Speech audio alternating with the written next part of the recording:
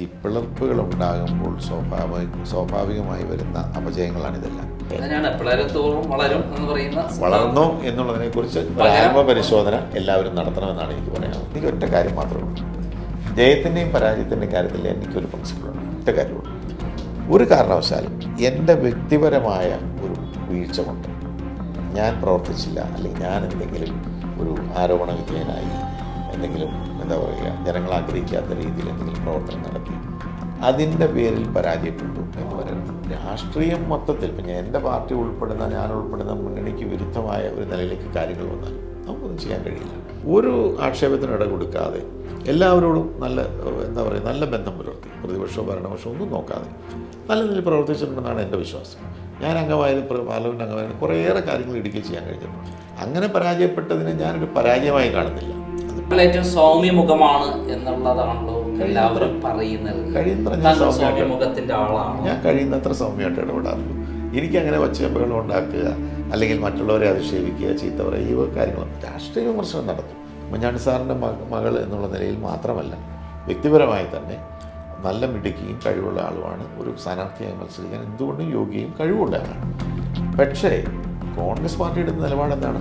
ഐക്യജനാധിപത്യ മുന്നണിക്ക് അനുകൂലമാണ്. ഇന്ന് കേന്ദ്രത്തിലെ ഗവൺമെൻറ്റിൻ്റെ നിലപാടുകളോടും പ്രത്യേകിച്ചും കേരളത്തിലെ LDF സർക്കാരിൻ്റെ നിലപാടുകളോടും അല്ലെങ്കിൽ അവരെടുത്തിട്ടുള്ള സമീപനങ്ങളോടും ഒക്കെ ജനങ്ങൾക്ക് കടുത്ത എതിർപ്പാണ്. അങ്ങനൊരു ഗുരുതരമായ ഒരു ആരോപണം വന്നിട്ട് ഇതിനെ നിഷേധിക്കുന്നുണ്ടോ അദ്ദേഹമോ, അല്ലെങ്കിൽ അവർ വെറുതെ ഒരു വ്യക്തിഹത്യ നടത്തുന്നതിന് വേണ്ടിയിട്ട് കേന്ദ്ര ഏജൻസിയാണ് ഞങ്ങളെ ആക്ഷേപിക്കുകയാണെന്നുണ്ടെങ്കിൽ കോടതി പോകണം. ഒരു കാര്യമുണ്ട്, കാലം എത്ര ചെന്നാലും ഏത് കുറ്റവാളി നിയമത്തിൻ്റെ എന്നോട് പലരും ചോദിച്ചിട്ടുണ്ട്, ഇത്രയൊക്കെ അവസരങ്ങളുണ്ട്, നിങ്ങൾ എന്തുകൊണ്ട് ഇത് ഉപയോഗിക്കുന്നില്ല എന്ന് ചോദിച്ചത്. എന്താണ് ഉപയോഗിക്കാത്തത്?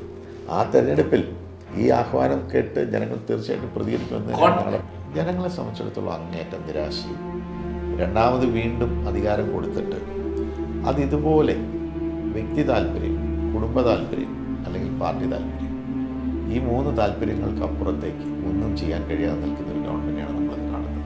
സാമ്പത്തിക പ്രതിസന്ധിയും ബുദ്ധിമുട്ടും പറയുന്നു, കേന്ദ്രം സാമ്പത്തികമായി ഞെരുക്കുന്നു എന്ന് പറയുമ്പോഴും ഇവിടെ ദൂരത്തിനൊരു കുറവുമില്ല.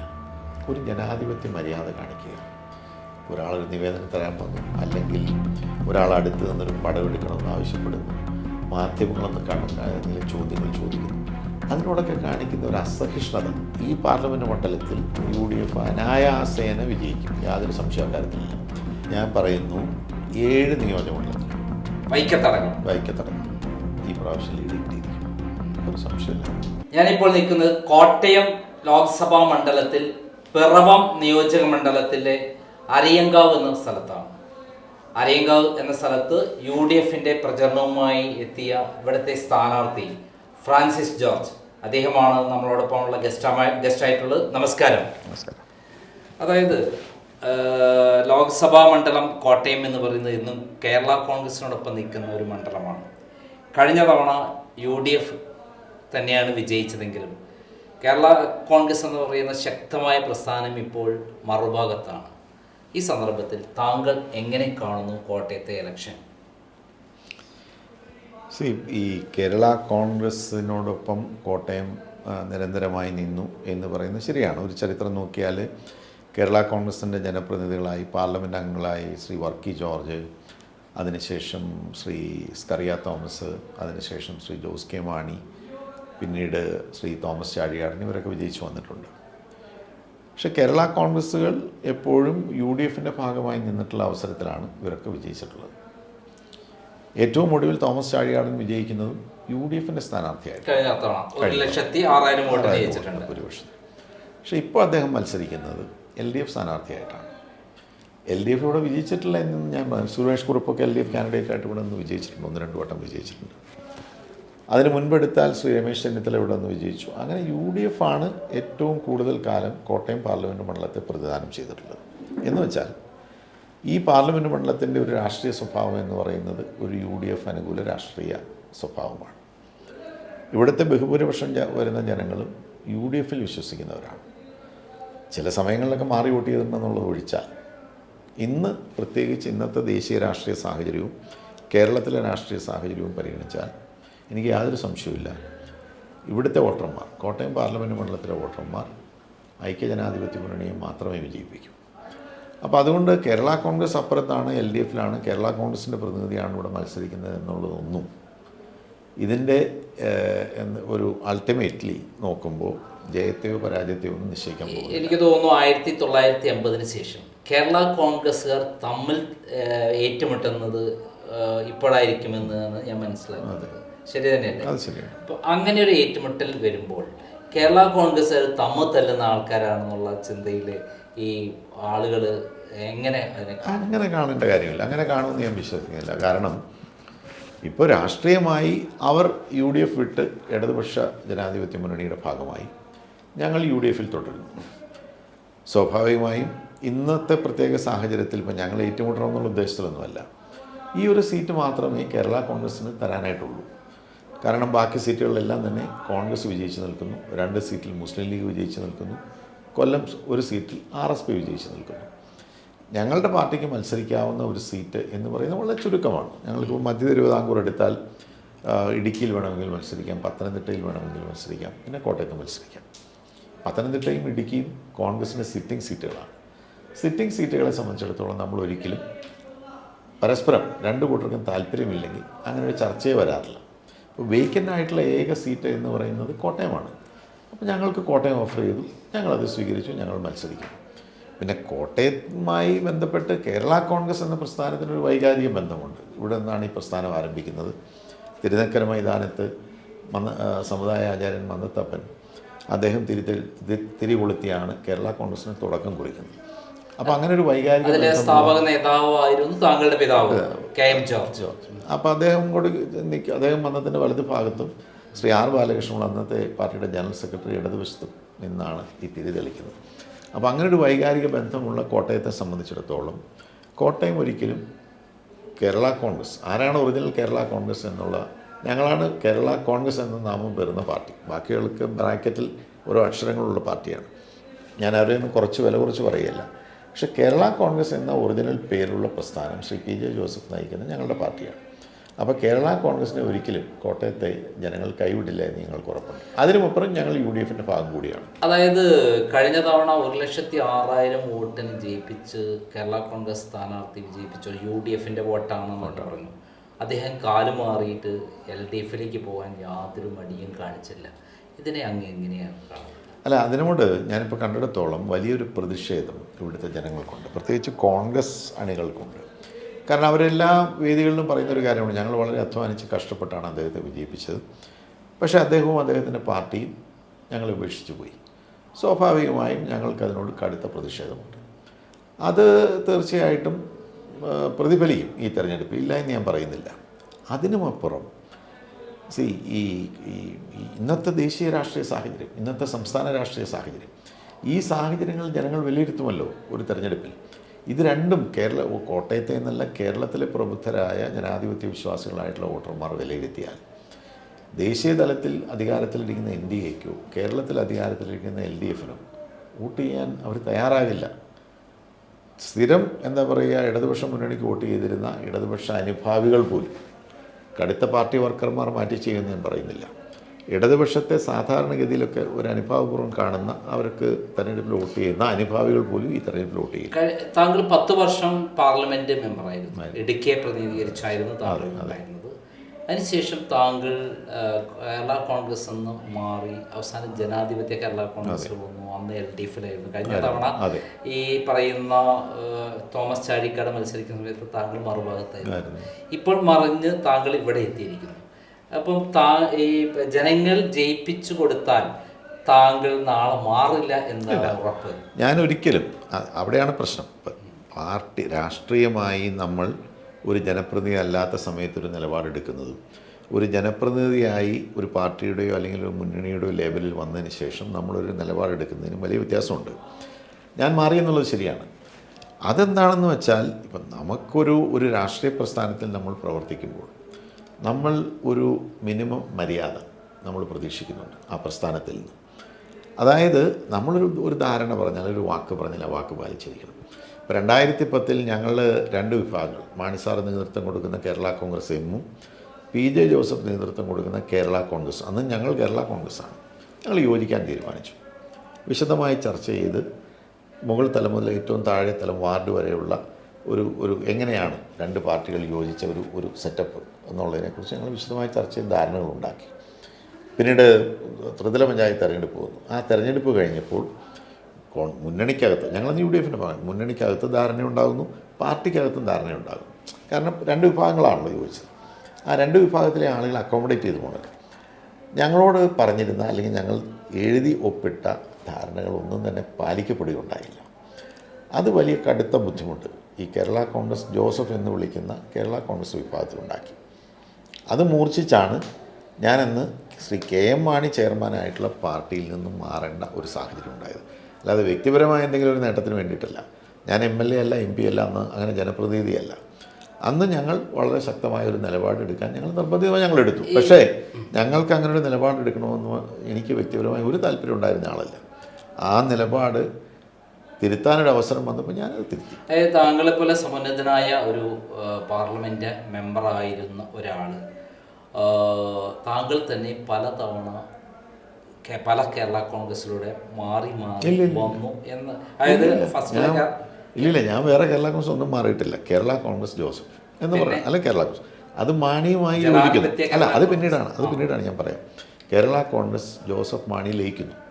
അത് ഞങ്ങളെല്ലാവരും കൂടെ ഒരുമിച്ചാണല്ലോ, ഞാൻ മാത്രം മാറുകയല്ലോ ഇത്.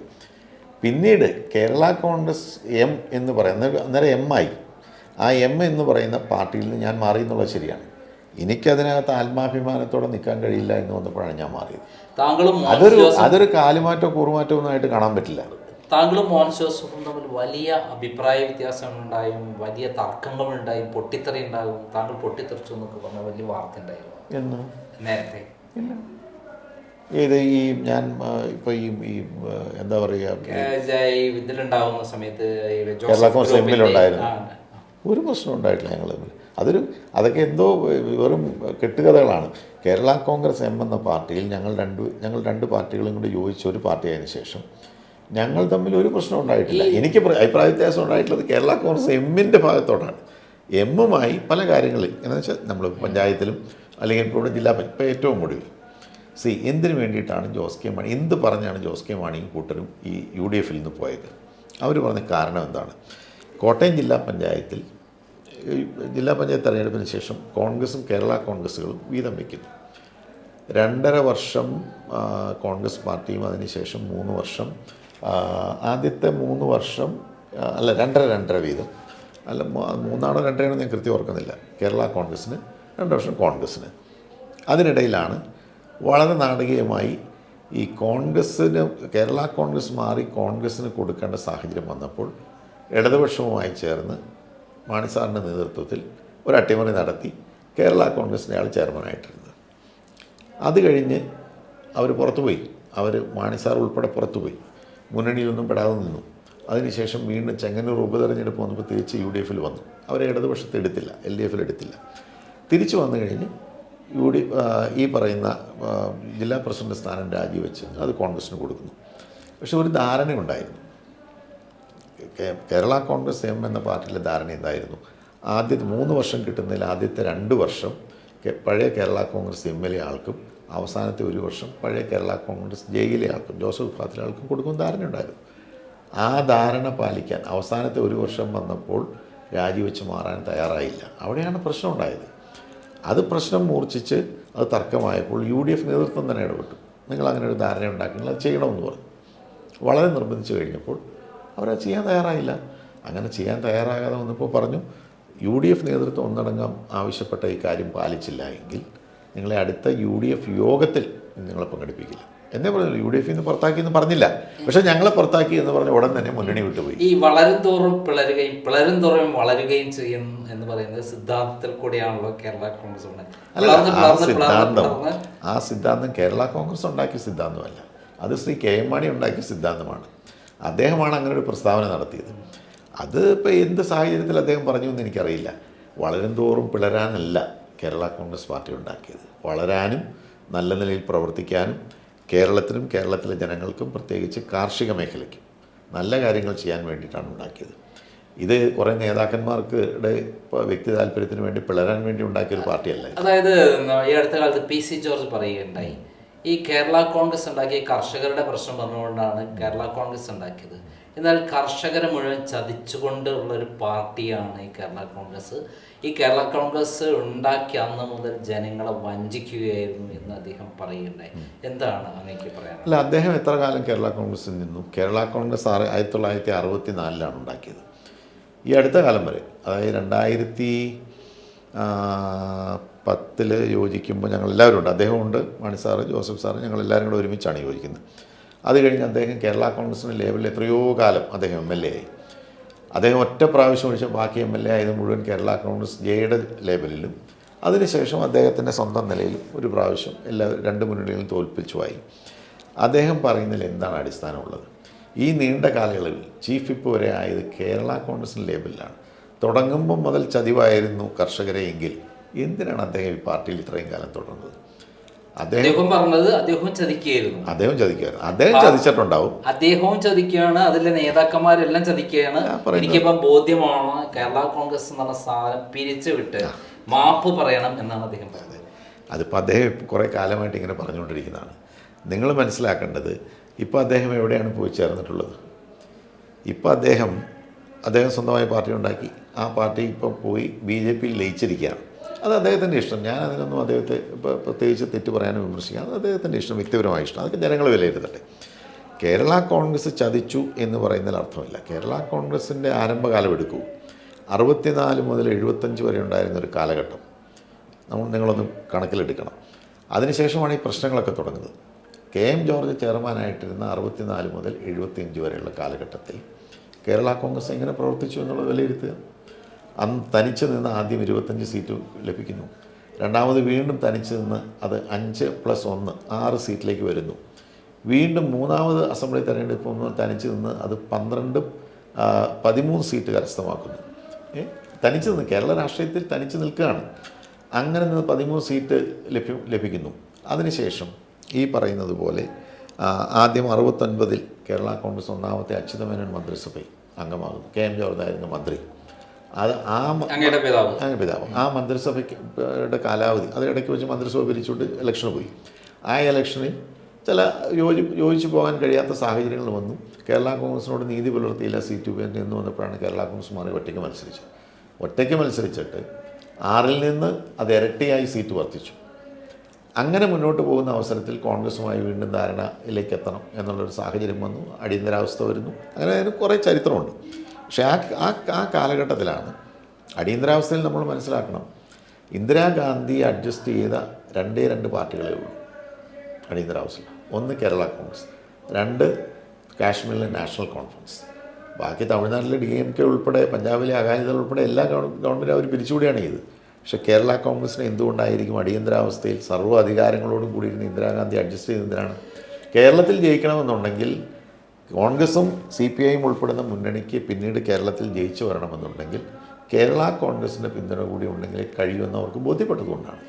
പക്ഷേ അത്രയും നല്ല നിലയിൽ വന്ന കേരള കോൺഗ്രസിനെ പിന്നെ മുന്നോട്ട് നല്ല നിലയിൽ കൊണ്ടുപോകാൻ നിർഭാഗ്യവശാൽ കേരള കോൺഗ്രസിൻ്റെ നേതൃത്വത്തിന് കഴിഞ്ഞില്ല. ഞാൻ ആരെയും വ്യക്തിപരമായി ഒന്നും പറയാൻ ആഗ്രഹിക്കുന്നില്ല. അതായത് ഒരു ഇതുണ്ട്, മരിച്ചുപോയവരെ കുറിച്ച് നമ്മൾ മോശമായെന്ന് പറയുന്നൊരു പൊതു തത്വമുണ്ട്. ആയിരിക്കാം, മോർട്ടസ് നെൽ നിസി ബോണം. പക്ഷേ സത്യമായിട്ട് ഇപ്പോൾ കോടതി വിധി വന്നപ്പോൾ നമ്മുടെ കുഞ്ഞനന്തനെ പറ്റിയൊരു വിധിയിലും പറയുന്നുണ്ട്. പറയാതിരിക്കാൻ പറ്റില്ലല്ലോ.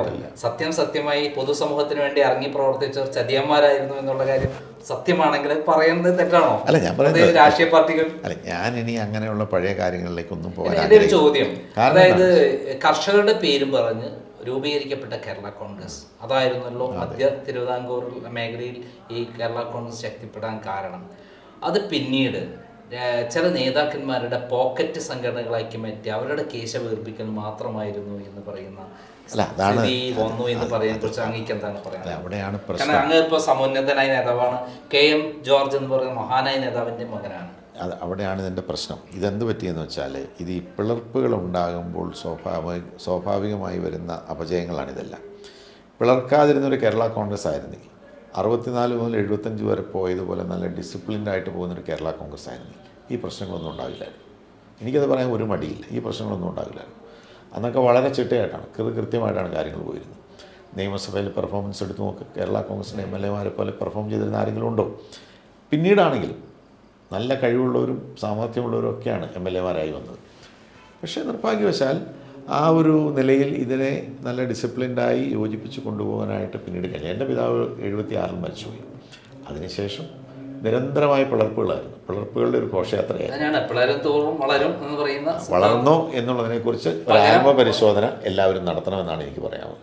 ഇന്നിപ്പോൾ കേരള കോൺഗ്രസ്, ഇപ്പോൾ ഈ പിളർന്ന് നിൽക്കുന്ന കേരള കോൺഗ്രസ് ആണെങ്കിലും ഇന്ന് കേരള നിയമസഭയിൽ കേരള കോൺഗ്രസ് ലേവലിൽ ഏതാണ്ട് 9-10 MLA-മാരുണ്ടെന്ന് മനസ്സിലാക്കണം, ഇപ്പോഴും ഉണ്ട്. അപ്പോൾ ഒരുമിച്ച് നിൽക്കുന്ന കേരള കോൺഗ്രസിൻ്റെ സാധ്യത എന്താണ് എന്നാലോചിച്ച് നോക്കി. ഇപ്പോൾ മാണി വിഭാഗത്തിൽ ജോസ് കെ മാണി വിഭാഗത്തിൽ 6 ഉണ്ട്, ജോസഫ് വിഭാഗത്തിൽ 2 ഉണ്ട്, അനൂപ് ജേക്കബ് 1 ഉണ്ട്, ശ്രീ ആർ ബാലകൃഷ്ണയുടെ നേതൃത്വത്തിൽ 1 ഉണ്ട്, ഗണേഷ് കുമാർ 1, ആൻ്റണി രാജു 1. 10 പേരുണ്ട് ഇപ്പോഴും MLA-മാർ. യോജിച്ച് നിൽക്കുന്ന കേരള കോൺഗ്രസ് ആണെങ്കിൽ എന്നാലോചിച്ച് നോക്കൂ, സാധ്യത എത്രയാണ്? ആ സാധ്യത എന്ന് പറഞ്ഞാൽ വ്യക്തിപരമായ നേട്ടത്തിനല്ല, നമുക്ക് കേരളത്തിൻ്റെ സവിശേഷമായ പ്രശ്നങ്ങളുണ്ട്, ആവശ്യങ്ങളുണ്ട്, അത് നേടിയെടുക്കാൻ, കാർഷിക മേഖലയുടെ സംരക്ഷണത്തിന് 64 മുതൽ 75 വരെയുള്ള. അതിനുശേഷം ഇപ്പോൾ ഞങ്ങളാണല്ലോ PJ സാറിൻ്റെ നേതൃത്വം ഞങ്ങൾ എത്രയോ സമരങ്ങൾ നടത്തി. പട്ടയത്തിന് വേണ്ടിയുള്ള പട്ടയ മാർച്ച്, കേരളത്തിൻ്റെ സമഗ്ര വികസനം, അതുപോലെ തന്നെ ഓരോരോ കാർഷിക പ്രശ്നങ്ങൾ ഉന്നയിച്ചുകൊണ്ട് ഞങ്ങൾ നടത്തിയ അത്രയും സമരങ്ങൾ വേറെ ആരും നടത്തിയിട്ടില്ല. പക്ഷേ ഞങ്ങളുടെ സമരം എന്ന് പറഞ്ഞാൽ വളരെ സമാധാനപൂർണ്ണമായിട്ടുള്ള വലിയ പ്രശ്നങ്ങളൊന്നുമില്ലാത്ത സമരമായിരിക്കും. അതുകൊണ്ട് ഒരു പക്ഷേ അതിന് വലിയ മീഡിയ അറ്റൻഷൻ കിട്ടിയെന്ന് വരില്ല. താങ്കൾ എല്ലാ ഇലക്ഷൻ പൊതുവെ വിജയിച്ച സ്ഥാനാർത്ഥിയാണ്? അല്ല, പൊതുവെ എന്ന് പറഞ്ഞാൽ ഞാൻ 3 തെരഞ്ഞെടുപ്പിലാണ് എനിക്ക് വിജയിക്കാൻ കഴിഞ്ഞുള്ളൂ. ആദ്യത്തെ ജില്ലാ കൗൺസിൽ തെരഞ്ഞെടുപ്പിൽ മത്സരിച്ചു, വിജയിച്ചു. പാർലമെൻറ്റ് തെരഞ്ഞെടുപ്പ് വന്നപ്പോൾ 96-ൽ മത്സരിച്ചു, ഞാൻ പരാജയപ്പെട്ടു. 98-ൽ മത്സരിച്ച് പരാജയപ്പെട്ടു. 99-ൽ വിജയിച്ചു. 2004-ൽ വിജയിച്ചു. 2009 വന്നപ്പോൾ വീണ്ടും പരാജയപ്പെട്ടു. എനിക്ക് ഒറ്റ കാര്യം മാത്രമേ ഉള്ളൂ, ജയത്തിൻ്റെയും പരാജയത്തിൻ്റെയും കാര്യത്തിൽ എനിക്കൊരു പ്രിൻസിപ്പിളുണ്ട്, ഒറ്റ കാര്യമുള്ളൂ. ഒരു കാരണവശാലും എൻ്റെ വ്യക്തിപരമായ ഒരു വീഴ്ച കൊണ്ട് ഞാൻ പ്രവർത്തിച്ചില്ല, അല്ലെങ്കിൽ ഞാൻ എന്തെങ്കിലും ഒരു ആരോപണ വിധേയനായി എന്തെങ്കിലും എന്താ പറയുക, ജനങ്ങൾ ആഗ്രഹിക്കാത്ത രീതിയിൽ എന്തെങ്കിലും പ്രവർത്തനം നടത്തി അതിൻ്റെ പേരിൽ പരാജയപ്പെട്ടു എന്ന് പറയരുത്. രാഷ്ട്രീയ സാഹചര്യങ്ങളിൽ ചിലപ്പോൾ നമ്മൾ വിജയിക്കും, പരാജയപ്പെടും. ഇപ്പോൾ രാഷ്ട്രീയ സാഹചര്യങ്ങൾ പ്രതികൂലമായി വന്നാൽ നമ്മൾ ചിലപ്പോൾ പരാജയപ്പെടും. നമ്മൾ എത്ര ഇടുക്കിയിലും പരാജയപ്പെട്ടു, നമ്മൾ തട്ടകത്തിൽ പരാജയപ്പെട്ടു എന്ന് പറഞ്ഞാൽ നിങ്ങൾ അന്വേഷിച്ച് നോക്കുക. ഇടുക്കി പാർലമെൻറ്റും കോൺസ്റ്റിറ്റ്യുവൻസി എടുക്കുക. ഞാൻ അവിടെ ഒരു പാർലമെൻറ്റ് അംഗമായി ഇടുക്കി നിയോജകമണ്ഡലത്തിൽ പരാജയപ്പെട്ടു. 10 വർഷം ഏതാണ്ട് ഞാനവിടെ 96 മുതൽ ഞാൻ ഇടുക്കിയിൽ പ്രവർത്തിക്കുന്നതാണ്. 2 വട്ടം ഞാൻ പാർലമെൻറ്റ് മെമ്പറായി. ഞാൻ എങ്ങനെ പ്രവർത്തിച്ചിരുന്നു എന്നുള്ളതിനെക്കുറിച്ച് നിങ്ങൾ നിഷ്പക്ഷമായിട്ടൊന്ന് അന്വേഷിച്ചോളൂ. ആരെങ്കിലും എന്തെങ്കിലും ഒരു ആക്ഷേപം, എന്തെങ്കിലും ഒരു കുറവ്, എല്ലാം തികഞ്ഞവനാണെന്നല്ല ഞാൻ പറയുന്നത്. പക്ഷേ എൻ്റെ പരിമിതമായ കഴിവുകൾക്കനുസൃതമായി വളരെ സത്യസന്ധമായി ഒരു ആക്ഷേപത്തിന് ഇട കൊടുക്കാതെ എല്ലാവരോടും നല്ല എന്താ പറയുക നല്ല ബന്ധം പുലർത്തി, പ്രതിപക്ഷമോ ഭരണപക്ഷമോ ഒന്നും നോക്കാതെ നല്ല നിലയിൽ പ്രവർത്തിച്ചിട്ടുണ്ടെന്നാണ് എൻ്റെ വിശ്വാസം. ഞാൻ അംഗമായാലും പാർലമെൻറ്റ് അംഗമായാലും കുറേയേറെ കാര്യങ്ങൾ ഇടുക്കി ചെയ്യാൻ കഴിഞ്ഞിട്ടുണ്ട്. അതിനപ്പുറം നമുക്ക് എന്താ ചെയ്യാൻ കഴിയുക? പിന്നെ രാഷ്ട്രീയം മൊത്തത്തിൽ ഇപ്പം എൻ്റെ പാർട്ടി ഞാൻ ഉൾപ്പെടുന്ന മുന്നണിക്ക് വിരുദ്ധമായ ഒരു നിലയിലേക്ക് കാര്യങ്ങൾ വന്നാൽ നമുക്കൊന്നും ചെയ്യാൻ കഴിയില്ല. അങ്ങനെ പരാജയപ്പെട്ടതിനെ ഞാനൊരു പരാജയമായി കാണുന്നില്ല. അതിപ്പോൾ നമ്മുടെ എന്താ പറയുക ഒരു നിർഭാഗ്യം. കോട്ടയം പാർലമെൻറ്റ് നിയോജകമണ്ഡലം എടുത്തു കഴിഞ്ഞാൽ കഴിഞ്ഞ തവണ ലോക്സഭാ ഇലക്ഷന് 1,06,000 വോട്ടിന് ജയിച്ചു. അതിനുശേഷം നിയമസഭാ മണ്ഡലം വന്നപ്പോൾ കേരളം കംപ്ലീറ്റ് അട്ടിമറിഞ്ഞേക്കിട്ടുണ്ട്. ഈ കോട്ടയം ലോക്സഭാ മണ്ഡലത്തിൽ വരുന്ന 7 നിയോജക മണ്ഡലങ്ങളിൽ 5 UDF-നോടൊപ്പമാണ്. അതിനുശേഷം നടന്ന ഉപതെരഞ്ഞെടുപ്പിൽ പുതുപ്പള്ളി നിയോജക മണ്ഡലത്തിലാവട്ടെ അദ്ദേഹം 9,000 വോട്ടിന് ജയിച്ച സ്ഥലത്ത് 5 ഇരട്ടി വോട്ടിന് അദ്ദേഹം ജയിക്കുകയുണ്ടായി. അപ്പം ഇങ്ങനെ സവിശേഷതയുള്ള UDF-നോടൊപ്പം കേരള കോൺഗ്രസ് പോയിട്ടും, ഇത് കേരള കോൺഗ്രസ് മാണി ഗ്രൂപ്പ് പോയിട്ടും പാലയടക്കം ഇപ്പം ഇടതുപക്ഷ UDF-നോടൊപ്പം നിൽക്കുന്ന ഒരു സവിശേഷതയുള്ള സ്ഥലത്താണ് അങ്ങേക്ക് സ്ഥാനാർത്ഥിത്വം. അതായത് ഏറ്റവും മികച്ച ഒരു സീറ്റാണ് അങ്ങേക്ക് കിട്ടിയത്. അത് എത്രമാത്രം താങ്കൾക്ക് ഫലപ്രദമായിട്ട് ഗുണം ചെയ്യും? സ്വാഭാവികമായി ഇത് പ്രയോജനപ്പെടുമല്ലോ. ഇപ്പം ഞാനത് വേറൊന്നും കൊണ്ടും പറയില്ല. ഇപ്പോൾ വ്യക്തിപരമായ നമ്മുടെ കഴിവുകളെ അസസ് ചെയ്യുകയോ എടുക്കുമോ എന്നൊക്കെ ഉള്ളത് ജനങ്ങളാണ് തീരുമാനിക്കേണ്ടത്. പക്ഷേ ഈ പാർലമെൻറ്റ് മണ്ഡലത്തിന് ഞാൻ ആ തുടക്കത്തിലേ പറഞ്ഞു, ഇതിൻ്റെ ഒരു പൊതു സ്വഭാവം എന്ന് പറയുന്നത് ഇതാണ്. അപ്പോൾ അങ്ങനെ ഏത് പ്രതികൂല സാഹചര്യത്തിലും വിജയിക്കുന്ന ഒരു മണ്ഡലമാണ്, UDF-ന് വിജയിക്കാൻ കഴിയുന്ന ഒരു മണ്ഡലമാണ് ഈ കോട്ടയമെങ്കിൽ, ഇത്രയേറെ അനുകൂല സാഹചര്യമുള്ളപ്പോൾ ദേശീയ രാഷ്ട്രീയം നോക്കിയാലും സംസ്ഥാന രാഷ്ട്രീയം നോക്കിയാലും ഇന്ന് വളരെയേറെ അനുകൂലമാണ് UDF-ന്. ആ അനുകൂല കാലാവസ്ഥയിൽ ഇവിടുത്തെ വിജയത്തെ സംബന്ധിച്ച് ഒരു സംശയത്തിന് ഇടയുണ്ട് എന്ന് ഞാൻ കരുതുന്നില്ല. പിന്നെ ജനങ്ങൾ സ്വാഭാവികമായും കാൻഡിഡേറ്റ്സിനൊക്കെ വിലയിരുത്തും. അങ്ങനെ വിലയിരുത്തട്ടെ, നിഷ്പക്ഷമായി അവർ വിലയിരുത്തട്ടെ. ഞാൻ എങ്ങനെ പ്രവർത്തിച്ചിട്ടുണ്ട്, നേരത്തെ പാർലമെൻറ്റ് അംഗമായിരുന്നപ്പോൾ എങ്ങനെ പ്രവർത്തിച്ചിട്ടുണ്ട് എന്നുള്ളത് അവർ കണ്ടെത്താനൊക്കെ കഴിയുമല്ലോ. ഇന്നത്തെ മാധ്യമങ്ങളൊക്കെ വളരെ സജീവമായിട്ടുള്ള ഈ കാലഘട്ടത്തിൽ ഇടുക്കിയിൽ ഞാൻ 2 വട്ടം MP ആയിരുന്നു. ഞാൻ എന്തൊക്കെ അവിടെ ചെയ്തിട്ടുണ്ട് എന്നുള്ളത് അവർ വിലയിരുത്തട്ടെ. അല്ലെങ്കിൽ ഇടുക്കിയിലെ ബഹുഭൂരിപക്ഷം വരുന്ന ആളുകളെന്നൊക്കെ പറയുന്നത് ഈ കോട്ടയം ജില്ലയിൽ നിന്ന് കുടിയേറിയവരാണ്. അപ്പോൾ അതുകൊണ്ട് ഇവർക്കെല്ലാം ബന്ധുക്കളുണ്ട്. കോട്ടയം പാർലമെൻറ്റ് മണ്ഡലത്തിലെ ഈ പറയുന്ന പാലാ, കടുത്തുരുത്തി എന്നൊക്കെ പറയുന്ന കോട്ടയം, പുതുപ്പള്ളി ഈ പറയുന്ന മേഖലകളിൽ നിന്നെല്ലാം അവിടെ ഇടുക്കിയിൽ ഇവർക്കെല്ലാം ബന്ധുക്കൾ, അവിടെ കുടിയേറി പാർക്കുന്ന ഇവരുടെ ബന്ധുക്കളുണ്ട്. ഇവർക്ക് അവരെ വിളിച്ച് ചോദിച്ചാൽ അറിയാൻ പറ്റുമല്ലോ ഫ്രാൻസിസ് ജോർജ് എങ്ങനെയായിരുന്നു ഒരു പാർലമെൻറ്റ് അംഗം എന്നുള്ളതായി. അതൊക്കെ അവർ ചോദിക്കും. ഈ തെരഞ്ഞെടുപ്പ് വരുമ്പോൾ ഇതൊക്കെ ചർച്ച. താങ്കൾ ഏറ്റവും സൗമ്യമുഖമാണ് എന്നുള്ളതാണല്ലോ എല്ലാവരും പറയുന്നത്. കഴിയുന്നത്ര മുഖത്തിന്റെ ആളാണ്. ഞാൻ കഴിയുന്നത്ര സൗമ്യമായിട്ട് ഇടപെടാറുള്ളൂ. എനിക്കങ്ങനെ ഒച്ചയമ്പകൾ ഉണ്ടാക്കുക, അല്ലെങ്കിൽ മറ്റുള്ളവരെ അധിക്ഷേപിക്കുക, ചീത്ത പറയുക, ഈ കാര്യങ്ങളും രാഷ്ട്രീയ വിമർശനം നടത്തും. നമ്മൾ ഉത്തമ ബോധ്യത്തിൽ നമുക്ക് നമ്മുടെ അറിവ് വെച്ചുള്ള കാര്യങ്ങൾ നമ്മൾ പറയും. പക്ഷെ ആരെയും ഒരു വേദനിപ്പിക്കുക, ഊണ്ട് ചെയ്യുക, അതൊരിക്കലും ഞാൻ ചെയ്യാറില്ല. ഈ അടുത്ത കാലത്തുണ്ടായിട്ടുള്ള ഒരു മാറ്റം എന്ന് പറയുന്നത് കേരളത്തിലെ ക്രൈസ്തവ വിഭാഗം BJPയോടൊപ്പം നീങ്ങുന്നതായി കാഴ്ച കണ്ടുകൊണ്ടിരിക്കുകയാണ്. അതിൽ പല ക്രൈസ്തവ മേഖലയിലെ പലരും അതിലേക്ക് നീങ്ങുന്നതും കാണുന്നത്. അത് എത്രമാത്രം ഈ മണ്ഡലത്തിൽ, കോട്ടയം മണ്ഡലത്തിൽ നമ്മളെ ബാധിക്കും? അതൊക്കെ ഒരുതരം ഫ്രസ്ട്രേഷൻ എന്ന് പറയുന്നതാണ്, ഒരുതരം നിരാശാബോധമാണ്. ഇപ്പോൾ UDF പറ്റുന്നില്ല, LDF പറ്റുന്നില്ല, എന്നാൽ പിന്നെ ഇനി BJP ആയാലോ എന്നൊക്കെ ഒരു ചിന്ത ഇങ്ങനെ ഏറിൽ വരുന്നു എന്നുള്ളത് അടിസ്ഥാനപരമായ ഒരു കാരണവശാലും ഒരു ന്യൂനപക്ഷ വിഭാഗമായിട്ടുള്ള ക്രൈസ്തവ സമൂഹത്തിന് BJPയുമായി ഒത്തുപോകാൻ കഴിയില്ല. കാരണം ഇതിൻ്റെ രണ്ടും ഐഡിയോളജിക്കലായിട്ട് നോക്കുമ്പോൾ അവരുടെ ഒരു നിലപാടെന്താണ്? BJP എന്ന് പറയുമ്പോൾ BJPയെ നിയന്ത്രിക്കുന്നത് RSS ആണ്, നമുക്കറിയാമല്ലോ. RSSൻ്റെ ഒരു കാഴ്ചപ്പാടെന്താണ്?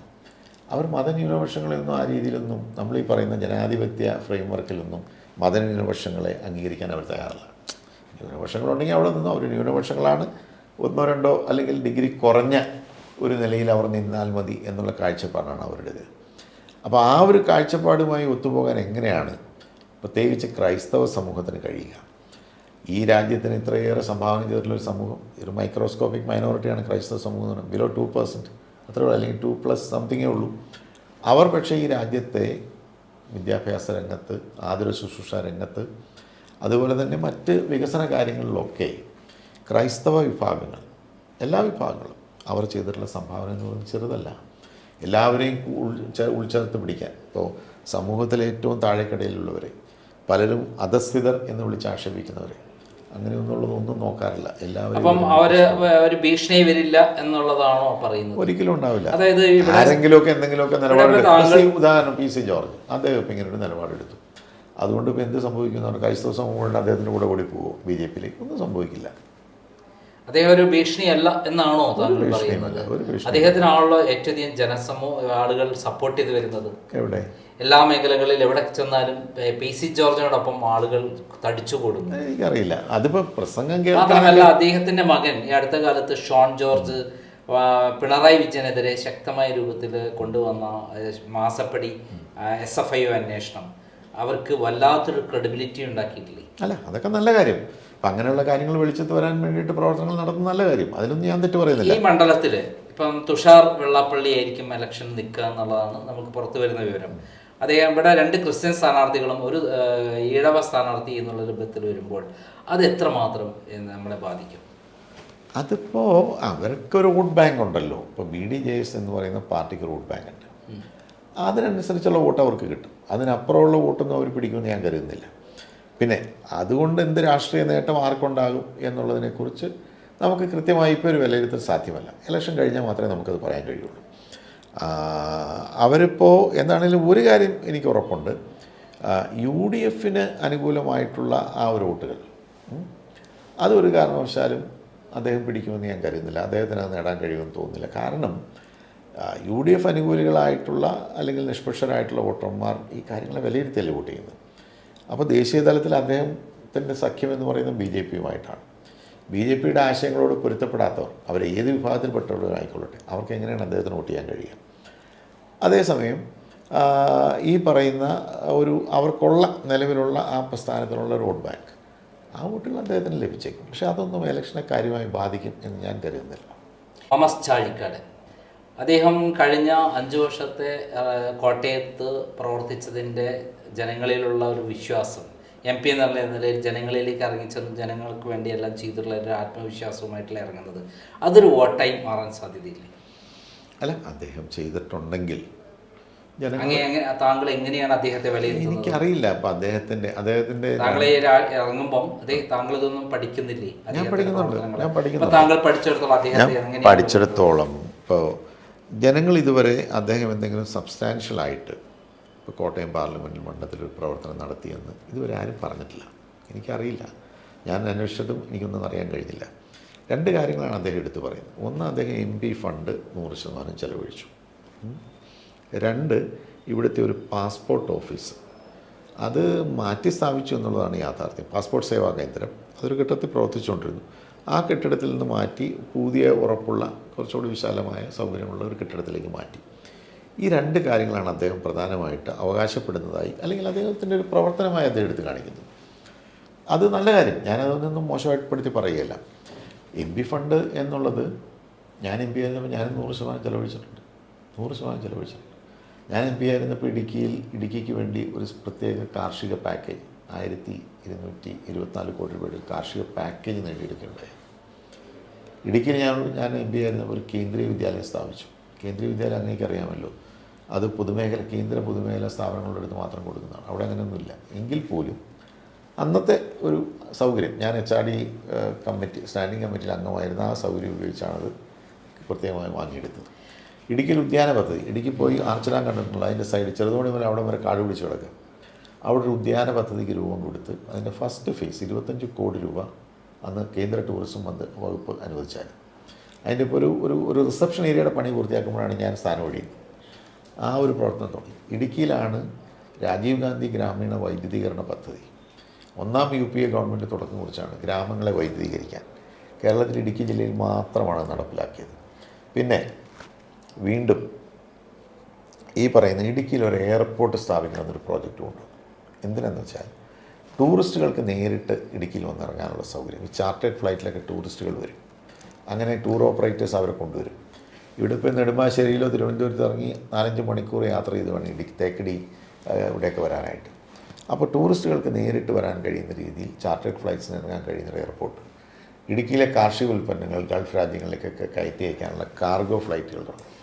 അതിൻ്റെ സാങ്കേതിക റിപ്പോർട്ട് വരെ ആയതാണ്. എയർപോർട്ട് അതോറിറ്റി ഓഫ് ഇന്ത്യ വന്ന് സ്ഥലം കാണുകയും അത് സ്ഥാപിക്കാം സാങ്കേതികമായി. എന്തുകൊണ്ടാണ് താങ്കൾ ഇടുക്കി സീറ്റ് ചോദിച്ചു വാങ്ങുന്നത്? എവിടെ? ഈ പ്രാവശ്യം അല്ല, അത് ഞാൻ പറഞ്ഞല്ലോ, അത് കോൺഗ്രസിൻ്റെ സിറ്റിംഗ് സീറ്റാണ്. താങ്കൾ ഇടുക്കിയെ കുറിച്ചിട്ടാണ്?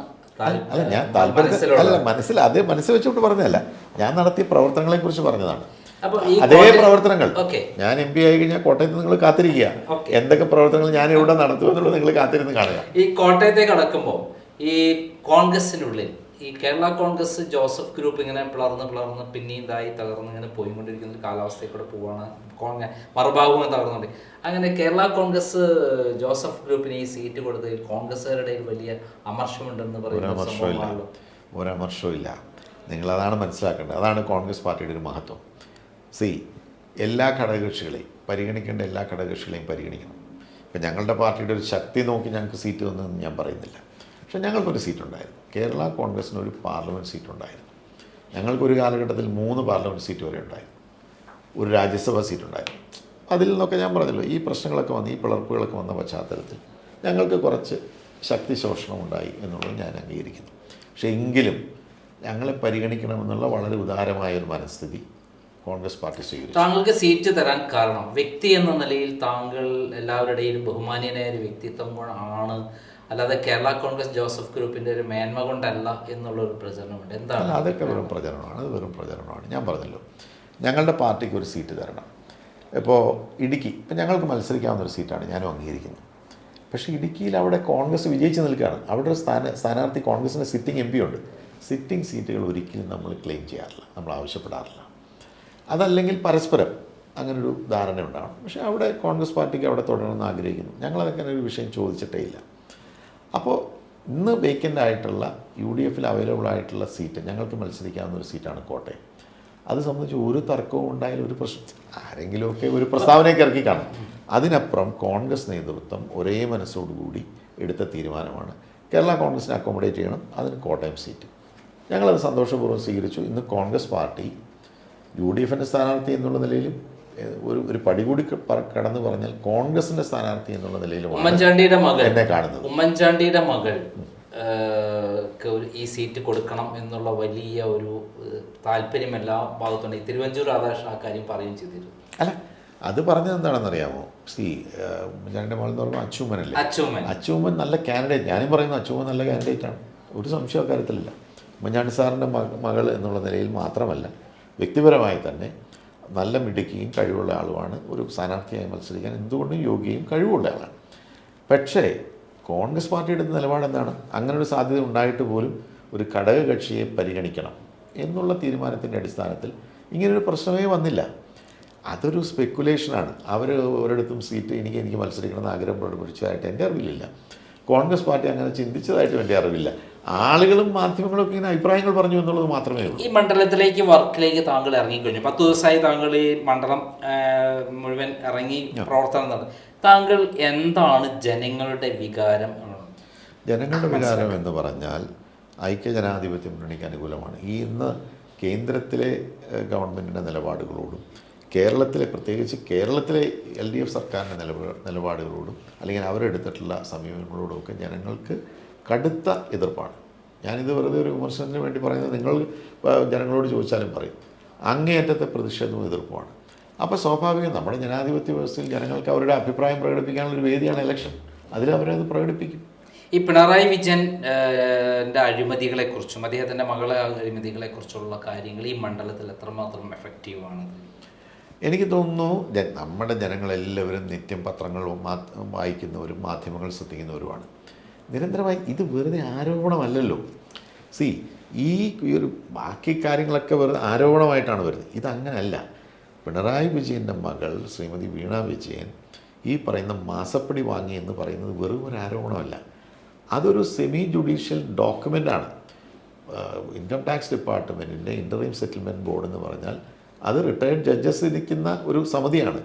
അപ്പോൾ അവരുടെ കണ്ടെത്തലാണ്. അവർ കൃത്യമായി കാര്യങ്ങൾ പരിശോധിച്ച് ഹൈക്കോടതി റിട്ടയർഡ് ജഡ്ജിമാരാണ്. അവർ ചുമ്മാ വെറുതെ ആരെങ്കിലും പറയുന്ന കേട്ട് എന്തെങ്കിലും എഴുതി വയ്ക്കൂ. കൃത്യമായിട്ട് അവർ അത് ആരൊക്കെയാണ് പറഞ്ഞത്? ഇതിൻ്റെ MD ആയിട്ടുള്ള ശശിധരൻ കർത്ത, ഇതിൻ്റെ chief financial manager, chief general manager, പിന്നെ ഇതിൻ്റെ ചീഫ് ഫിനാൻസ് ഓഫീസർ, പിന്നെ ഇതിൻ്റെ IT വിഭാഗം കൈകാര്യം ചെയ്യുന്ന അതിൻ്റെ ഹെഡ്. ഇത്രയും പേര് 5 പേരാണ് പറഞ്ഞത്. ഞങ്ങൾക്ക് യാതൊരു സേവനവും ഇവരിൽ നിന്ന് കിട്ടിയിട്ടില്ല. 2 കോൺട്രാക്റ്റുകളുണ്ട്. ഒന്ന് ഈ ടെക്നിക്കൽ മാർക്കറ്റിംഗ് അഡ്വൈസിന് വീണ വിജയന് 5 ലക്ഷം രൂപ, മറ്റ് IT ഇതിൻ്റെ മറ്റ് സേവന കാര്യങ്ങൾക്കൊക്കെ ആയിട്ട് ഇവരുടെ എക്സാലോജിക് എന്ന് പറയുന്ന കമ്പനിക്ക് 3 ലക്ഷം. അങ്ങനെ മാസം തോറും 8 ലക്ഷം രൂപ 2017 മുതൽ നിരന്തരമായി 16 മുതൽ കൊടുത്താണ് 19 കൊടുത്താണ് ഈ 1,72,00,000 3 വർഷത്തെയാണല്ലോ വന്നിട്ടുള്ളത്. ഇപ്പോൾ പറയുന്നു വേറെയും കമ്പനികൾ ഇങ്ങനെയൊക്കെ കൊടുത്തിട്ടുണ്ടെന്ന് പറയും. എനിക്കറിയില്ല, മാധ്യമങ്ങളിൽ വന്നാണ്. അതിൻ്റെ കണക്കും കാര്യങ്ങളൊക്കെ വരാനിരിക്കുന്നേ ഉള്ളൂ. എന്തിന് കൊടുത്തു എന്നുള്ളതാണ് ഏറ്റവും പ്രധാനപ്പെട്ട പ്രശ്നം. അപ്പോൾ അവർ കണ്ടെത്തി എന്താണ്, ഇത് PMLA ആക്ടിൻ്റെ കീഴിൽ വരുന്ന മണി ലോണ്ടറിങ് ആക്ടിൻ്റെ കീഴിൽ വരുന്നതാണ്. അതുകൊണ്ട് ഇതിനെതിരെ നടപടി വേണം എന്നുള്ളതാണല്ലോ പിന്നീട് വരുന്നത്. അതാണ് ഇപ്പോൾ നടന്നുകൊണ്ടിരിക്കുന്നത്.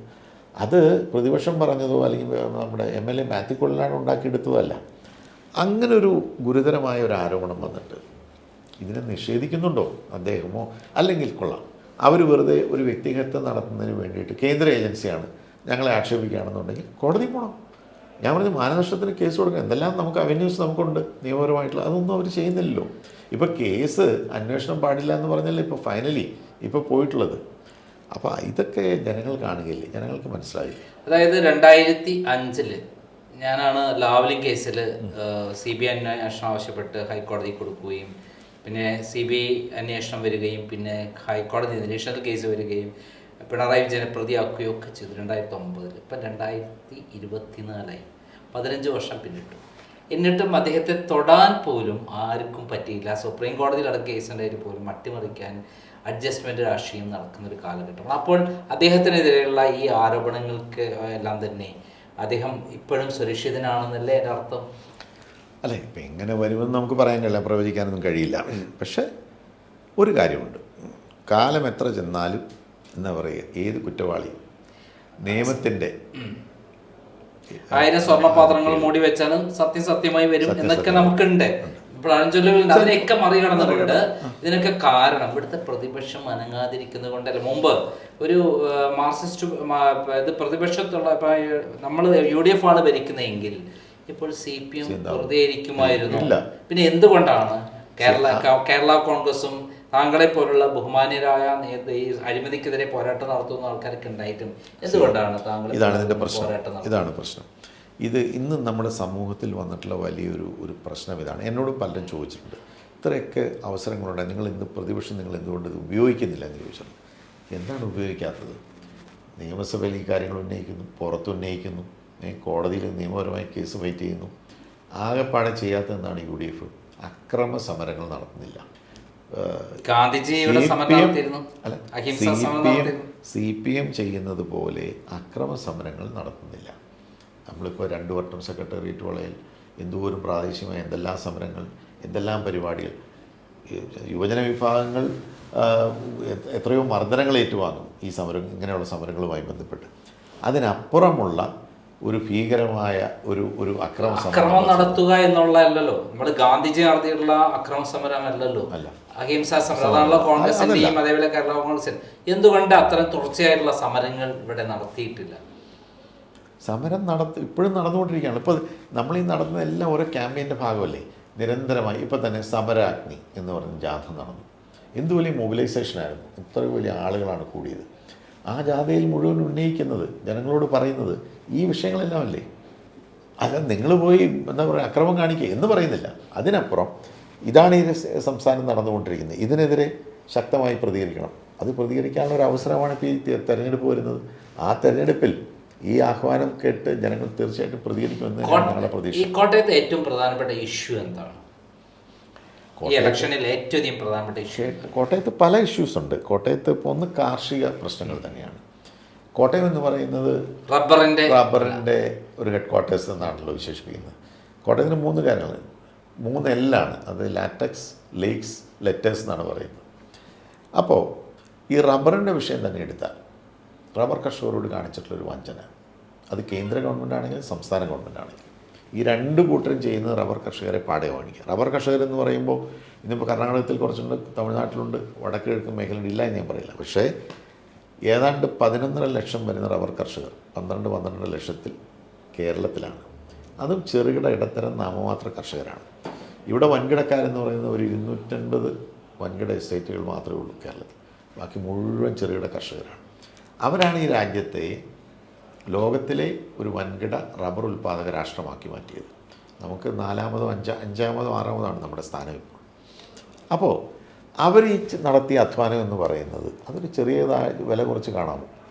കേന്ദ്ര ഗവൺമെൻറ് അങ്ങനെ കാണുന്നത് ശരിയാണോ? സംസ്ഥാന ഗവൺമെൻറ് അങ്ങനെ കാണുന്നത് ശരിയാണോ?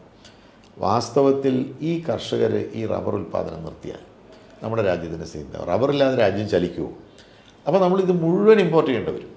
എത്ര ഭീമമായ സാമ്പത്തിക ഭാരമായിരിക്കും രാജ്യത്തിന് അതുമൂലം ഉണ്ടാവുക. അപ്പോൾ ഇവിടെ വേണ്ടത് എന്താണ്? കേരളത്തിൻ്റെ മണ്ണ് എന്ന് പറയുന്നത്, ഭൂപ്രകൃതി എന്ന് പറയുന്നത് റബ്ബർ ഉൽപ്പാദിപ്പിക്കാൻ ഏറ്റവും അനുയോജ്യമാണ്. ഇവിടെ കർഷകർക്ക് മാക്സിമം പ്രോത്സാഹനം കൊടുക്കുക, അവർക്ക് ന്യായമായ ഒരു റിട്ടേൺ ഉണ്ടെന്ന് ഉറപ്പാക്കുക, നിയന്ത്രണമില്ലാതെയുള്ള ഈ ഇറക്കുമതി അതിന് ന്യായമായ നിയന്ത്രണം കൊണ്ടുവരിക. ഇതിനൊക്കെ മെക്കാനിസം ഉണ്ട്. ഇപ്പോൾ ലോക വ്യാപാര കരാർ ഒപ്പിട്ടു, 25% കൂടുതൽ നമുക്ക് ഇമ്പോർട്ട് ഡ്യൂട്ടി ചുമത്താൻ പാടില്ല, അതുകൊണ്ട് നിയന്ത്രിക്കാൻ കഴിയില്ല എന്നൊക്കെ പറയുന്നത് അതൊരു വശം. പക്ഷേ എന്താ പറയുക, നിയന്ത്രണം ഈ ഏതെങ്കിലും ഒരു വസ്തുവിൻ്റെ വലിയ തോതിലുള്ള ഇറക്കുമതി മൂലം ആ മേഖലയ്ക്ക് വലിയ സാമ്പത്തിക നഷ്ടം, തൊഴിൽ നഷ്ടം, വലിയ കടുത്ത പ്രതിസന്ധി ഇതുണ്ടാകുന്നുണ്ടെങ്കിൽ ഗാട്ട് കരാറിൽ തന്നെ വ്യവസ്ഥയുണ്ട്. 1984 ഗാട്ട് കരാറിൽ ആർട്ടിക്കിൾ 19(1)A പറയുന്നത് അങ്ങനെ ഒരു സ്ഥിതി വിശേഷം നമ്മുടെ സാമ്പത്തിക വ്യവസ്ഥയ്ക്ക് ഒരു സീരിയസ് ഇഞ്ചുറി ഉണ്ടാക്കുന്ന രീതിയിലുള്ള ഇറക്കുമതി വന്നാൽ ഇറക്കുമതി ചുങ്കം വർദ്ധിപ്പിക്കാനും അതുമൂലം ഇറക്കുമതി നിയന്ത്രിച്ച് ആ മേഖലയെ രക്ഷിക്കാനുള്ള നടപടി സ്വീകരിക്കാം. അതിന് കേന്ദ്ര ഗവൺമെൻറ് സംസ്ഥാന ഗവൺമെൻറ് ഉണർന്ന് പ്രവർത്തിക്കണം. അങ്ങനെയുള്ള ഒരു പ്രവർത്തനം ഇവിടെ നടത്തുന്നത്. അതായത് കർഷകരുടെ കോട്ടയത്തെ ഏറ്റവും വലിയ പ്രശ്നം റബ്ബർ തന്നെയാണ് എന്നാണ് അങ്ങും പറയുന്നത്. അത് മാത്രമല്ല, നെൽ കർഷകരുടെ പ്രശ്നമുണ്ട്. കോട്ടയം എന്ന് പറയുന്ന ഒരു അപ്പർ കുട്ടനാട് മേഖലയാണ്. നെല്ല് സംഭരണം ഇവിടെ പാളുന്നു, കർഷകർക്ക് കൃത്യമായി പണം കിട്ടുന്നില്ല.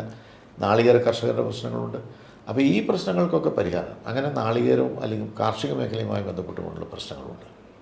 അതിന് ഗൗരവമായ ഈ റബ്ബറിന്റെ പ്രശ്നം എടുക്കുകയാണെങ്കിൽ നമ്മുടെ തലശ്ശേരി ബിഷപ്പ് തന്നെ പറഞ്ഞിരിക്കുന്നതിന് 300 രൂപ വില തരികയാണെങ്കിൽ ഞങ്ങൾ BJPക്കൊപ്പം നിൽക്കാമെന്ന് പറയുന്നൊരു പ്രസ്ഥാനം പറയുണ്ടായി. താങ്കൾ എന്താണ് ഈ കർഷകരോട് പറയാനുള്ള വാഗ്ദാനം? എന്താണ് എനിക്ക് പറയാനുള്ള വാഗ്ദാനം എന്ന് പറയുന്നത് ഇതാണ്. ഈ റബ്ബറിനൊരു ന്യായവില ലഭിക്കാൻ വേണ്ടിയിട്ട് ന്യായവില എന്ന് ഉദ്ദേശിക്കുന്നത് ഈ ന്യായവില എന്താണെന്നുള്ള എങ്ങനെയാണ് ന്യായവില കണക്കാക്കേണ്ടത് എന്നുള്ളത് സംബന്ധിച്ച് കൃത്യമായൊരു ഫോർമുലയുണ്ട്. അതാണ് ഈ C2+50% ഫോർമുല. 2006 സ്വാമിനാഥൻ കമ്മീഷൻ, ഈ കാർഷിക മേഖലയുടെ പ്രശ്നങ്ങൾ പഠിക്കാൻ നിയോഗിച്ച സ്വാമിനാഥൻ കമ്മീഷൻ നിർദ്ദേശിച്ചിട്ടുള്ള ഒരു ഫോർമുലയാണ്. എന്തൊക്കെയാണത്? അത് നമ്മൾ ഒരു weighted average cost of production എടുക്കണമെന്ന് പറയും. അതായത് കാർഷിക മേഖലയിൽ മുടക്കുന്ന ക്യാപിറ്റൽ, മൂലധനം, അത് നമ്മൾ മറ്റൊരു മേഖലയിൽ മുടക്കിയാൽ നമുക്ക് എന്ത് വരുമാനം കിട്ടും? ഉദാഹരണത്തിന് 5 ഏക്കർ റബ്ബർ കൃഷി ചെയ്യുന്നു, അതിന് വേണ്ടി വരുന്ന പണം, റബ്ബർ ബോർഡിൻ്റെ പഠനം അനുസരിച്ച് 1 ഹെക്ടർ റബ്ബർ കൃഷി ചെയ്യാൻ 3.5 ലക്ഷം രൂപ ചിലവ് വരുന്നതാണ്. ഇവിടെ ആവർത്തന കൃഷി കൊടുക്കുന്നത് വെറും 25,000 രൂപയാണ് കേരളത്തിൽ കൊടുക്കുന്നത്, റബ്ബർ ബോർഡ് കൊടുക്കും. അതുപോലെ ഇപ്പോൾ കൊടുക്കുന്നില്ല. അപ്പോൾ അങ്ങനെ മുതൽ മുടക്കുന്ന ആ മൂലധനം വേറെ ഏതെങ്കിലും ഒരു മേഖലയിൽ, ഉദാഹരണത്തിന് സ്റ്റോക്ക് എക്സ്ചേഞ്ചിൽ അല്ലെങ്കിൽ മറ്റേതെങ്കിലും ഒരു മേഖലയിൽ മുടക്കിയാൽ എന്ത് വരുമാനം കിട്ടും? ഇത് തമ്മിലുള്ള വ്യത്യാസം കണക്കാക്കണം. ഒന്നത്. പിന്നെ കർഷകന് വരുന്ന വിത്ത്, വളം, മറ്റ് ചിലവുകൾ ഇതെല്ലാം കണക്കാക്കണം. കർഷകൻ്റെ കുടുംബം നടത്തുന്ന തൊഴിൽ, ഇപ്പോൾ ഒരു 1/2 ഏക്കർ റബ്ബർ ഉള്ള ഒരു കർഷകനാണെങ്കിൽ കുടുംബനാഥൻ റബ്ബർ വെട്ടും, ഭാര്യയും മക്കളും കൂടി പാലെടുക്കും, അത് ഉറഴിക്കും, ഷീറ്റാക്കും. ആ കുടുംബം മുഴുവൻ ജോലിയാണ്. അവരുടെ ജോലി കൂലി കണക്കാക്കണം. ഇങ്ങനെ ഈ ഘടകങ്ങളെല്ലാം കണക്കാക്കി ഒരു ന്യായവില നിശ്ചയിക്കണം, ഒരു ന്യായവില തീരുമാനിക്കും. അതിപ്പോൾ 100 രൂപയാണെങ്കിൽ അതിൻ്റെ പകുതി 50 രൂപ കൂടെ കൂട്ടി 150 രൂപ എന്ന് മിനിമം സപ്പോർട്ട് പ്രൈസ് തീരുമാനിക്കണമെന്നാണ് പറഞ്ഞിട്ടുള്ളത്. അങ്ങനെ ഒരു ന്യായവില കർഷകന് കിട്ടണം, കർഷകൻ്റെ ഉൽപ്പന്നങ്ങൾക്ക്. അതിനുവേണ്ടി പോരാടും. ഈ മണ്ഡലത്തിൽ എത്രമാത്രം ഈ പിണറായി വിജയൻ്റെ ഭരണത്തിനെതിരെ വികാരമുണ്ട് താങ്കളുടെ അറിവിൽ? ഞാൻ കണ്ടെടുത്തോളം, ഞാനിപ്പോൾ 7 നിയോജകമണ്ഡലങ്ങളിലും പോയി, ജനങ്ങളെ സംബന്ധിച്ചിടത്തോളം അങ്ങേയറ്റം നിരാശയും, രണ്ടാമത് വീണ്ടും അധികാരം കൊടുത്തിട്ട് അതിതുപോലെ വ്യക്തി താല്പര്യം, കുടുംബ താല്പര്യം അല്ലെങ്കിൽ പാർട്ടി താല്പര്യം, ഈ 3 താല്പര്യങ്ങൾക്ക് അപ്പുറത്തേക്ക് ഒന്നും ചെയ്യാൻ കഴിയാതെ നിൽക്കുന്ന ഒരു ഗവൺമെൻറ്റാണ് നമ്മളിത് കാണുന്നത്. അതേസമയം സാമ്പത്തിക പ്രതിസന്ധിയും ബുദ്ധിമുട്ടും പറയുന്നു, കേന്ദ്രം സാമ്പത്തികമായി ഞെരുക്കുന്നു എന്ന് പറയുമ്പോഴും ഇവിടെ ദൂരത്തിനൊരു കുറവുമില്ല. അതാണല്ലോ ഏറ്റവും വലിയ പ്രശ്നം. ഇപ്പോൾ നവകേരള യാത്ര നടത്തി. അത് എങ്ങനെയാണ് നടത്തിയത്? സർക്കാർ ചെലവിൽ ഒരു രാഷ്ട്രീയ പ്രചരണ പരിപാടിയായിട്ട് അത് മാറ്റിയില്ലേ? എന്ത് പ്രയോജനം അതുകൊണ്ട് നാട്ടിലുണ്ടായി?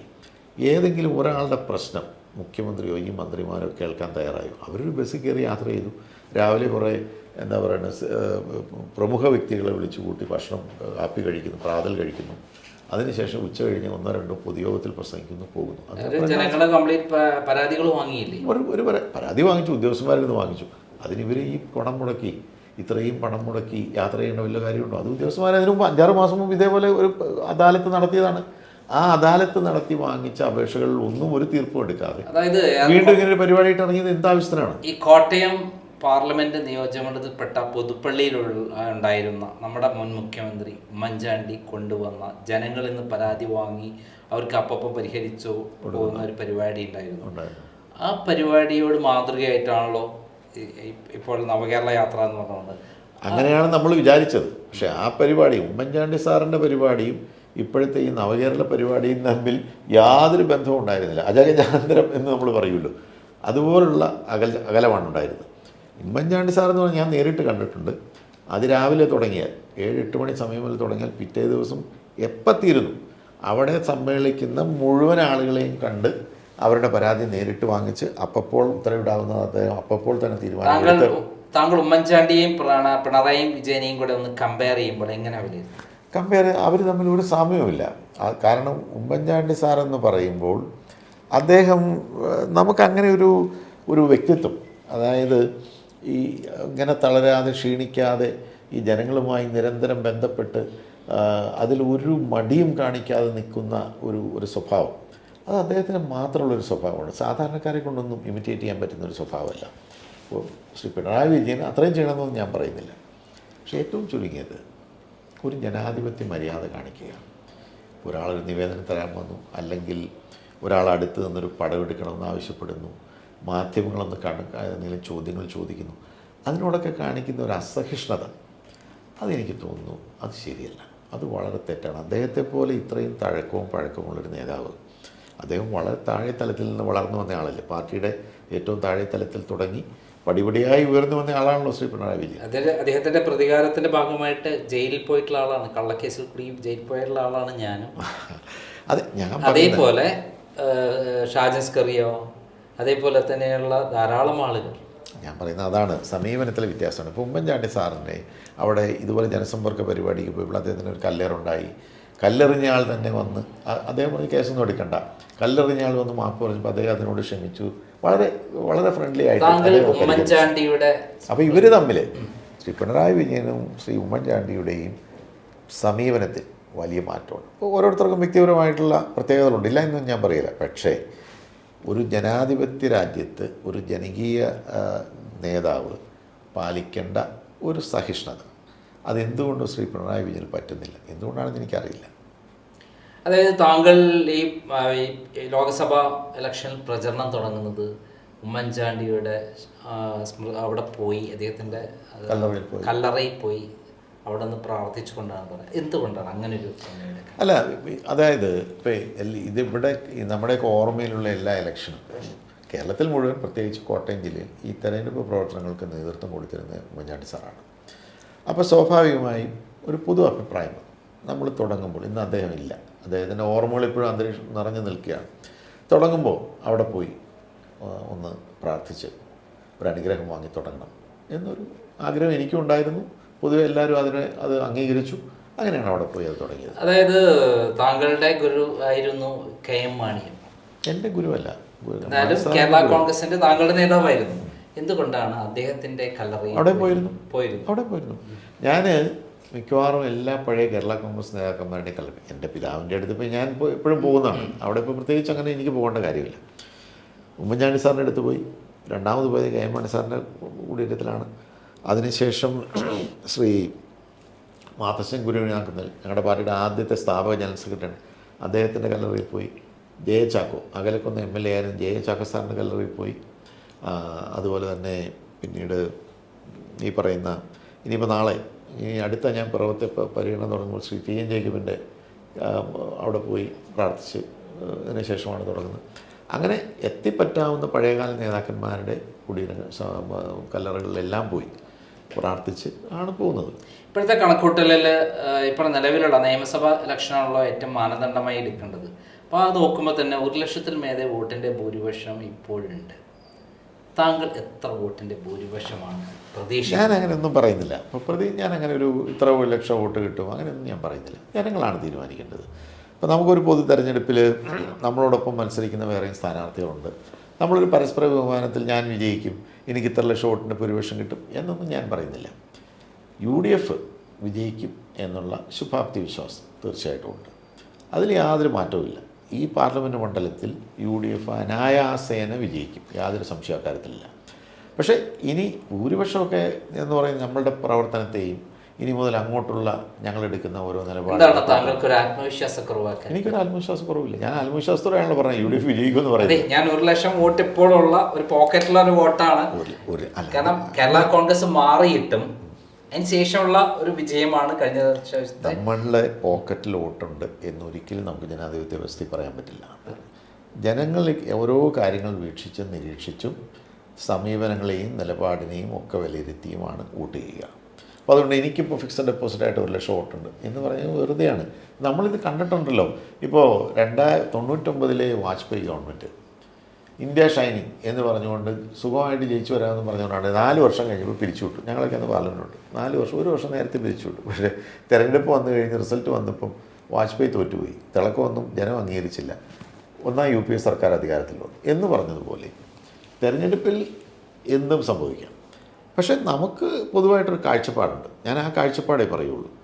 ആ കാഴ്ചപ്പാട് വെച്ച് 1,00,000-ലേറെ വോട്ടിൻ്റെ ഭൂരിപക്ഷത്തിൽ UDF ഇവിടെ ജയിച്ചിരിക്കും, യാതൊരു സംശയമില്ല. അതിപ്പോൾ വ്യക്തിപരമായൊരു നേട്ടമൊന്നുമല്ല. അത് UDFൻ്റെ നേതൃത്വവും പ്രവർത്തകരും ഈ തെരഞ്ഞെടുപ്പുമായി ബന്ധപ്പെട്ടുകൊണ്ട് ഈ മണ്ഡലത്തിൽ നടത്തുന്ന പ്രവർത്തനം, അതിന് ജനങ്ങൾ കൊടുക്കുന്ന ഒരു വില, ഒരു മതിപ്പ്, അത് വെച്ചിട്ട് തീർച്ചയായിട്ടും ഈ പറയുന്ന നല്ല ഭൂരിപക്ഷത്തിൽ വിജയിക്കാൻ കഴിയുമെന്നാണ് എൻ്റെ വിശ്വാസം. ഈ പാലാ മുനിസിപ്പാലിറ്റിയിൽ മാർക്സിസ്റ്റ് പാർട്ടിയും അതേപോലെ കേരള കോൺഗ്രസും തമ്മിലുള്ള രൂക്ഷമായ അടിയുണ്ട്. അത് എത്രമാത്രം ഇലക്ഷൻ ബാധിക്കും? ഞാൻ പറഞ്ഞല്ലോ, അങ്ങനെയൊക്കെയുള്ള ഒട്ടേറെ പ്രശ്നങ്ങളുണ്ട്. അത് സ്വാഭാവികമായും ഉണ്ടാക്കുന്ന ഒരു ചലനമുണ്ടല്ലോ, എതിർചലനം, LDFന് എതിരായിട്ടുള്ളൊരു ചലനം. ആ ചലനമൊക്കെ തെരഞ്ഞെടുപ്പിൽ പ്രതിഫലിക്കും, യാതൊരു സംശയമില്ല. ഇപ്പം നമ്മുടെ ഇവിടെ കോട്ടയത്തെ സംബന്ധിച്ച് കോട്ടയം, പുതുപ്പള്ളി, അതേപോലെ നമ്മുടെ ഈ പിറവം, അതേപോലെ കടുത്തുരുത്തി, പാല, ഇത്രയും 5 നിയോജകമണ്ഡലമാണല്ലോ നമ്മുടെ കൂടെ ഉള്ളത്. എതിരായിട്ടുള്ള ഏറ്റുമാനൂരും വൈക്കവുമാണ് മാത്രമേ ഉള്ളൂ. ആ ഏറ്റുമാനൂർ കഴിഞ്ഞ വർഷം ഒരു പ്രത്യേക സാഹചര്യത്തിൽ കേരള കോൺഗ്രസിന് കൊടുക്കേണ്ടി വന്നു, അവിടെ എതിർ സ്ഥാനാർത്ഥി വന്നു, അങ്ങനെ ഒരു അവസ്ഥ വാസവന് വരികയൊക്കെ ചെയ്തിട്ടാണ് മാറ്റം വന്നത്. ഇത്തവണ എത്ര നിയോജകമണ്ഡലത്തിൽ നമുക്ക്? ഞാൻ പറയുന്നു 7 നിയോജകമണ്ഡലത്തിൽ വൈക്കത്തടക്കം ഈ പ്രാവശ്യം ലീഡ് കിട്ടിയിരിക്കും, ഒരു സംശയമില്ല. വലിയ ലീഡ് ഞാൻ പറയുന്നില്ല. വൈക്കത്തും ഏറ്റുമാനൂരും തീർച്ചയായിട്ടും ലീഡ് ചെയ്തിരിക്കും. ഞാൻ വൈക്കത്ത് പോയിരുന്നു, ഏറ്റുമാനൂർ പോയിരുന്നു. അവിടെ നിന്നുള്ള ജനങ്ങളുടെ പ്രതികരണം വെച്ചാണ് ഞാൻ പറയുന്നത്. ആ പ്രതികരണം കാണിക്കുന്നത് ജനങ്ങൾ കടുത്ത അമർഷത്തിലാണ്. ഈ പ്രാവശ്യം ഒരു കക്ഷി രാഷ്ട്രീയ കാഴ്ചപ്പാടിന് അപ്പുറമുള്ള ഒരു നിലപാട് ജനങ്ങൾ ഈ തെരഞ്ഞെടുപ്പിൽ സ്വീകരിക്കും. ഐക്യജനാധിപത്യ മുന്നണിയെ സംബന്ധിച്ചിടത്തോളം കോട്ടയം പാർലമെൻറ്റ് മണ്ഡലത്തിലെ 7 അസംബ്ലി സെഗ്മെൻറ്റിലും വ്യക്തമായ ഭൂരിപക്ഷം ഉണ്ടായിരിക്കും. അപ്പോൾ താങ്കൾ വളരെ ശുഭാപ്തി വിശ്വാസത്തിലാണ്, അതായത് 1 ലക്ഷം വോട്ടിൽ മേലെ വിജയിക്കുമെന്നാണ് താങ്കൾ കരുതുന്നത്. എന്തായാലും കേരള കോൺഗ്രസിൻ്റെ ഏറ്റവും സൗമ്യമുഖമാണ് കോട്ടയത്ത് മത്സരിക്കുന്നത്. രാഷ്ട്രീയത്തിലപ്പുറം വ്യക്തിബന്ധങ്ങൾക്കും അതേപോലെ എല്ലാവരോടും നല്ല രൂപത്തിൽ പെരുമാറണമെന്നും ഉറച്ച തീരുമാനമുള്ള വ്യക്തിത്വം, ആ വ്യക്തിത്വത്തിൻ്റെ പ്രതീകമായ KM ജോർജിൻ്റെ മകൻ ഫ്രാൻസിസ് ജോർജ് വൻ വിജയം നേടട്ടെ എന്ന് ആശംസിക്കുന്നു. നന്ദി, നമസ്കാരം. Thank you.